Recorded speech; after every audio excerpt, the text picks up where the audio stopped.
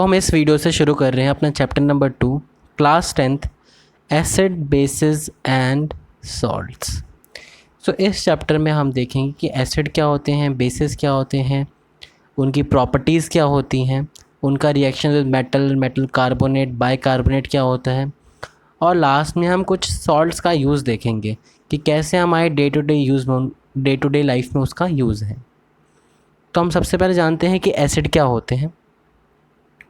तो एसिड क्या होते हैं? Acid are the substances that are sour in test. ये कैसे होते हैं? सोर इन टेस्ट होते हैं। और बेसिस को अगर आप देखोगे तो ये क्या होते हैं? बिटर इन टेस्ट होते हैं। अगली बात आती है, एसिड जो होते हैं वो ब्लू लिटमस को रेड में कन्वर्ट कर लेते हैं, और ऐसी बेस क्या करते हैं? रेड लिटमस को ब्लू में कन्वर्ट करते हैं। अगर आप एग्जांपल देखोगे एसिड का, तो एसिड के एग्जांपल है HCl, H2SO4, HNO3 और CH3COOH। इसमें से ये हाइड्रोक्लोरिक एसिड, ये है सल्फ्यूरिक एसिड और ये नाइट्रिक एसिड। ये तीनों एसिड स्ट्रॉन्ग एसिड होते हैं। और बाकी का जो एक बच गया एसिटिक एसिड, इसको वीक एसिड कंसिडर करा जाता है। अगर हम बेस के एग्जांपल्स की बात करें तो उसमें आता है NaOH, KOH, COH whole twice और NH4OH। अगर आप ऊपर के तीन देखोगे, सोडियम हाइड्रोक्साइड, पोटेशियम हाइड्रोक्साइड और कैल्शियम हाइड्रोक्साइड, ये तीनों स्ट्रॉन्ग बेस होते हैं। और लास्ट वाला अमोनियम हाइड्रोक्साइड, ये वीक होता है। अब हम देखते हैं कुछ नेचुरली अकरिंग एसिड जो कि हमारे रोज़मर्रा की चीज़ों में प्रेजेंट होते हैं, जैसे कि विनेगर या सिरका। इसके अंदर कौन सा एसिड प्रेजेंट होता है? एसिटिक एसिड प्रेजेंट होता है। अगली बात आती है लेमन, तो ज़्यादातर सिट्रिक फ्रूट्स के अंदर सिट्रिक एसिड प्रेजेंट होता है, उसी पे उसका नाम है। ऐसी ऑरेंज में सिट्रिक एसिड होता है तो उसके अंदर भी क्या होता है? सिट्रिक एसिड होता है। टैमरिंड के अंदर कौन सा एसिड होता है? Tartaric acid. T for tamarind और T फॉर टार्टरिक एसिड। आगे अगर हम देखें तो टोमेटो के अंदर ऑक्सैलिक एसिड प्रेजेंट होता है। सोर मिल्क या कर्ड के अंदर लैक्टिक एसिड प्रेजेंट होता है। एंट और बी स्टिंग के अंदर कौन सा एसिड होता है? मीथेनोइक एसिड होता है। अब अगली बात आती है एसिड बेस इंडिकेटर या इंडिकेटर क्या होते हैं। तो ये ऐसे सब्सटेंस होते हैं जो कि अपना या तो ऑर्डर चेंज करेंगे या तो अपना कलर चेंज करेंगे एसिड और बेस के प्रेजेंस में, ताकि डिस्टिंग्विश कर पाए हम कि ये एसिड है वो बेस है। तो सबसे पहली बात आती है इंडिकेटर के अंदर लिटमस सॉल्यूशन या लिटमस पेपर। तो ये क्या है? एक नेचुरल इंडिकेटर है। कैसे ऑब्टेन करा जाता है? ये एक पर्पल डाई होता है और इसको एक लाइकन क्या होते हैं? फंगस और एल्गे का एक एसोसिएशन होता है, उसे हम क्या बोलते हैं? एल्गे बोलते हैं। इसके थ्रू लिटमस सॉल्यूशन ऑब्टेन होता है। और कैसा कलर का डाई होता है? पर्पल डाई होता है। अभी हम नेक्स्ट पार्ट में देखेंगे कि एसिड और बेस के प्रेजेंस में इसका क्या कलर होता है, कब कौन सा कलर होगा, ये सब हम अभी देखेंगे। अगले अगर हम नेचुरल इंडिकेटर्स की बात करें तो वो है red cabbage leaves, coloured petals of petunia और टर्मरिक। ये जो है, ये क्वेश्चन काफ़ी बार आ रखा है कि name a few natural indicators. तो आपको पता होना चाहिए, एक तो लिटमस सॉल्यूशन हो गया, एक रेड कैबेज लीव्स हो गए, कलर पेटल्स ऑफ पिटोनिया हो गया और एक टर्मरिक हो गया। अगर हम अगली बात करें ऑल्फैक्टरी इंडिकेटर्स की, तो ऑल्फैक्टरी वर्ड का ही मतलब क्या होता है? स्मेल होता है। तो स्मेल अगर होता है तो ये क्या करेंगे? एसिड और बेस के प्रेजेंस में अपना ऑर्डर चेंज करेंगे, जैसे कि अनियन और क्लोव। ये दोनों क्या करते हैं? एसिड और बेस के प्रेजेंस में अपना ऑर्डर चेंज कर लेते हैं और एसिड और बेस को डिस्टिंग्विश करने में हेल्प करते हैं। अब हम देखते हैं कि जो हमने इंडिकेटर्स पढ़े और कुछ और इंडिकेटर्स को देखते हैं कि वो एसिड और बेस के प्रेजेंस में क्या चेंज शो करते हैं। तो सबसे पहले आता है ब्लू लिटमस पेपर या सॉल्यूशन। अगर आप इसको एसिड के अंदर डालोगे तो ये रेड में कन्वर्ट हो जाएगा, लेकिन बेस के अंदर इसमें कोई भी चेंज नहीं होगा। अगली बात आती है रेड लिटमस सॉल्यूशन या पेपर की। अगर आप इसको एसिड के अंदर डालोगे तो कोई भी चेंज नहीं आएगा, लेकिन बेस के अंदर डालते इसके अंदर ब्लू हो जाएगा ये रेड से। अगली बात आती है टर्मरिक या हल्दी। इसको अगर आप एसिड के अंदर डालोगे या एसिड से इसका रिएक्शन कराओगे तो कोई भी चेंज नहीं आएगा, लेकिन बेस से इसका रिएक्शन कराओगे तो किस में कन्वर्ट हो जाएगा? ये रेड कलर में कन्वर्ट हो जाएगा। ये आपने देखा ही होगा कि कोई सब्जी या कोई दाल या कुछ भी ग्रेवी वगैरह आपके कपड़ों पे लग गया, मान लो पार्टी में गए, आपके कपड़ों में लग गई ग्रेवी, तो जब अगले दिन उसको हम क्लीन करते हैं और उसके ऊपर सोप रब करते हैं। आप सबको पता है सोप क्या होता है? बेसिक इन सॉल्यूशन होता है। तो आप जब सोप को रब करते हो तो कैसा होता है वो दाग? वो रेड कलर में होता है। क्यों? क्योंकि टर्मरिक रिएक्ट करता है बेस के साथ और कौन सा कलर देता है, रेड कलर देता है। ठीक है, अगली बात आती है मिथाइल ऑरेंज। तो ऑब्वियस ही बात है कौन से कलर का होता है, ऑरेंज कलर का होता है। जब आप इसको एसिड के अंदर डालोगे तो कौन से कलर में हो जाएगा कन्वर्ट, रेड में हो जाएगा। और बेस के अंदर कौन सा कलर ले लेगा, ये येलो कलर ले लेगा। लास्ट आता है फिनॉल्फेथिलीन। ये होता है कलरलेस, इसका कोई कलर नहीं होता। तो एसिड के अंदर डालोगे तो ये अभी भी कलरलेस रहेगा, कोई भी चेंज नहीं आएगा। लेकिन बेस के अंदर डालते ही क्या हो जाएगा, ये पिंक कलर का हो जाएगा। ये जो मिथाइल ऑरेंज और ये जो फिनॉल्फेथिलीन पड़ा, ये सिंथेटिक इंडिकेटर्स होते हैं। ठीक है, इसको हम लेबोरेटरी के अंदर प्रिपेयर करते हैं और उनको वहीं यूज़ करते हैं। अगली बात आती है कि डाइल्यूट एसिड क्या होता है और कंसनट्रेटेड एसिड क्या होता है। तो डाइल्यूट एसिड ऐसा एसिड होता है जिसके अंदर ज़्यादा अमाउंट में क्या हो, वाटर हो, और कम अमाउंट में एसिड हो, तो वो डाइल्यूट एसिड है। और कंसनट्रेटेड एसिड के अंदर क्या होगा, जस्ट उसका उल्टा, कि ज़्यादा अमाउंट में एसिड हो और कम अमाउंट में वाटर हो। अगली बात आती है कि chemical properties of acid and bases. इसकी केमिकल प्रॉपर्टीज़ को देख लेते हैं हम। तो अगली बात आती है कि एसिड का अगर आप रिएक्शन करा रहे हो किसी मेटल से तो क्या प्रॉपर्टी शो करेगा वो। तो जब भी एक एसिड का रिएक्शन होता है किसी मेटल से तो सॉल्ट का फॉर्मेशन होता है और उसके साथ ही साथ किस गैस का प्रोडक्शन होता है, हाइड्रोजन गैस का प्रोडक्शन होता है। तो इसके कुछ एग्जांपल देख लेते हैं। जैसे कि HCl को जब आप जिंक से रिएक्शन कराओगे तो किस में कन्वर्ट हो जाएगा, ZnCl2 और H2 गैस दे देगा। ये एसिड है और ये मेटल हो गया। SeHNO3 भी क्या था, एसिड था। इसके भी अगर रिएक्शन होगा Zn से तो ZnNO3 मतलब जिंक नाइट्रेट बन जाएगा और H2 गैस रिलीज हो जाएगी। सेम किसके लिए होगा, H2SO4 के लिए। इसके अंदर भी क्या होगा, कैल्शियम क्या करेगा, इससे रिएक्शन करेगा और CaSO4 सॉल्ट का फॉर्मेशन कर देगा और H2 गैस रिलीज हो जाएगी। सेम अगर कोई वीक एसिड ले लेते जैसे कि एसिटिक एसिड ले लेते हैं, अगर आप इसकी रिएक्शन कराओगे कैल्शियम से तो ये क्या करेगा, ये सॉल्ट का फॉर्मेशन कर देगा और H2 गैस रिलीज हो जाएगी।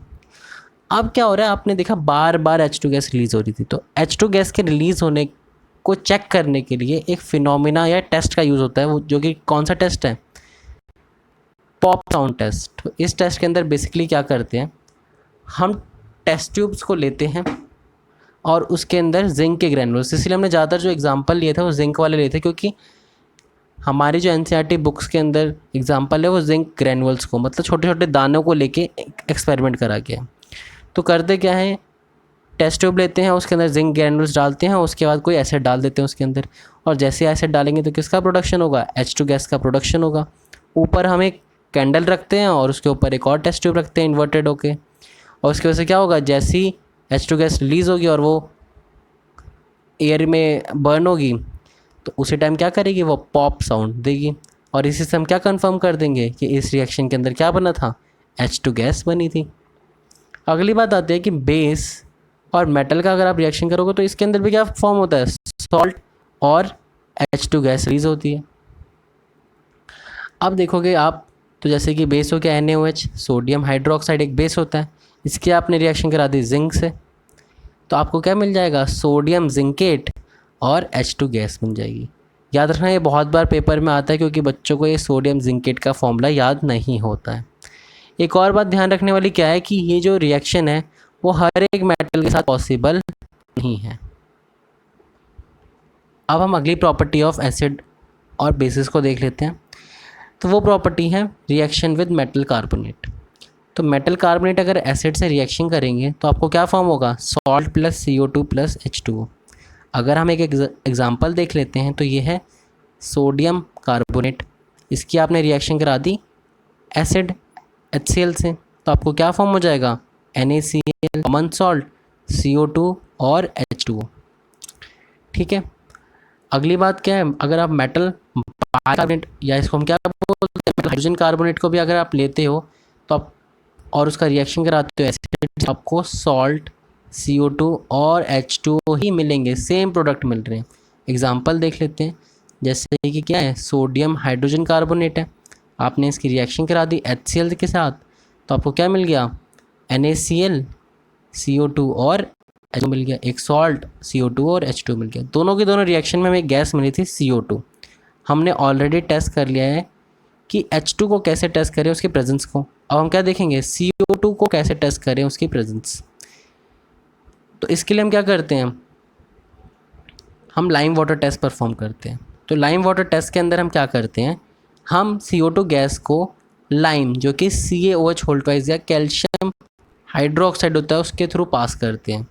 जैसे ही हम पास करते हैं तो वो मिल्की अपीयरेंस देने लग जाता है, मतलब लाइम वाटर टर्न्स मिल्की। ऐसा क्यों होता है, क्योंकि वो कैल्शियम कार्बोनेट जो कि एक वाइट प्रेसिपिटेट है इसका प्रोडक्शन करने लग जाता है और इसी की वजह से क्या आता है, मिल्की अपीयरेंस आता है।